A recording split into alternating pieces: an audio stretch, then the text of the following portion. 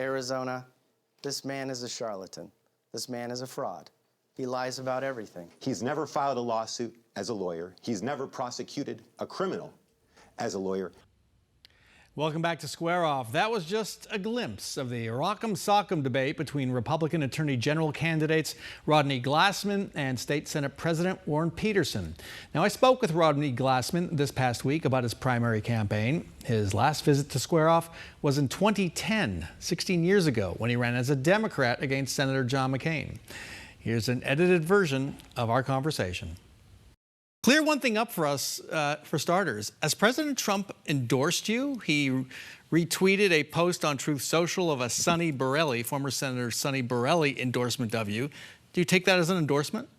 Contrary to the ads that my opponent's running trying to trick voters, President Trump has not made an endorsement in the Attorney General's race. In fact, neither has Turning Point USA. On June 13th, I was proud to receive the endorsement of my friend, the Mojave County Supervisor and former Majority Whip Sonny Borelli. He posted that on June 13th, and sometime on Flag Day, President Trump's birthday, between breakfast, the UFC fight, and signing that Iran deal, President Trump took it upon himself to repost Sonny Borelli's endorsement of our campaign on his True Social page. So I'm very proud. And that's it. That's as far as it goes. That is as far as it's gone. And everything else that you see on these TV ads is just the candidates, my opponent, trying to trick voters. As concisely as you can, what is the sharpest contrast between you and Senate President Warren Peterson? One word: experience. I'm a lieutenant colonel in the United States Air Force JAG Corps. I've been a prosecutor for 17 years. I've prosecuted drug dealers and financial crimes. When I go to Luke Air Force Base as a reservist, I run the active duty legal office at the 56th Fighter Wing. And as you know, Brown, I've been a private attorney feeding my family working in the private sector as an attorney for almost 20 years. My primary opponent, Warren Peterson, got his law license 28 months ago. He's never had a client, he's never filed a lawsuit, and he's never prosecuted a criminal. He has zero experience as an attorney. Your latest ad claims Warren Peterson is not a conservative. In what ways is Warren Peterson not a conservative?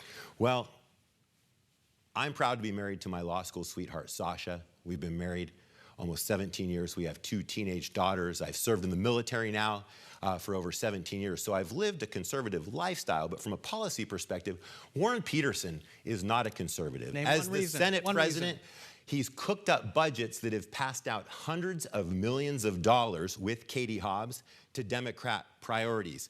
In fact, he funds the 42 lawsuits that Chris Mays has filed against the Trump administration, and at no time as the Senate president has he ever once even tried to put the reins on Chris Mays, and that has happened because there have been legislators who have tried for the Attorney General, but he's just a career politician, a part-time realtor who may vote one way, but when it comes to the proof being in the pudding, I'm a private citizen and a taxpayer. All Warren Peterson does is pass liberal budgets with Katie Hobbs that have been reflected in the budgets that have been passed. In fact, just recently, Bram, the largest budget in the history of the state. In fairness to Warren Peterson, this latest budget includes all of the taxes passed by the Republican-controlled Congress and signed into law by President Trump.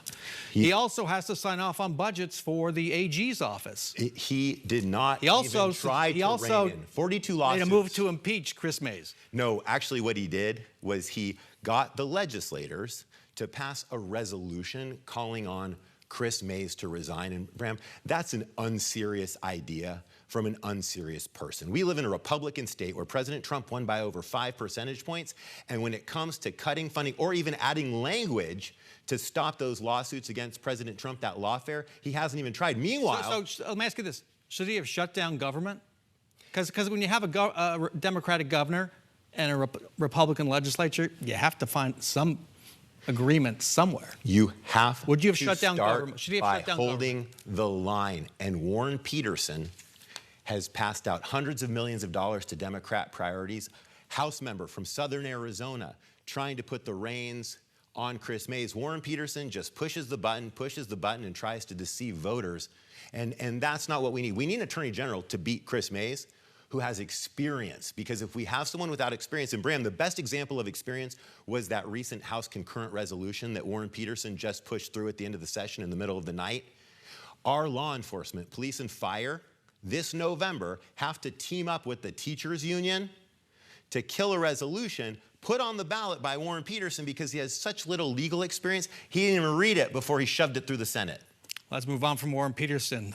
Your political journey is unique. You've been a registered Republican, independent, Democrat, then a Republican again. You've won one election to the Tucson City Council almost 20 years ago, then lost 5 in a row, including a run for the Arizona Democratic Party chair. Now you're running for Attorney General for a second time. Not giving up after defeat is admirable, but at some time, don't you have to accept the will of the voters? They've delivered their verdict. Why continue?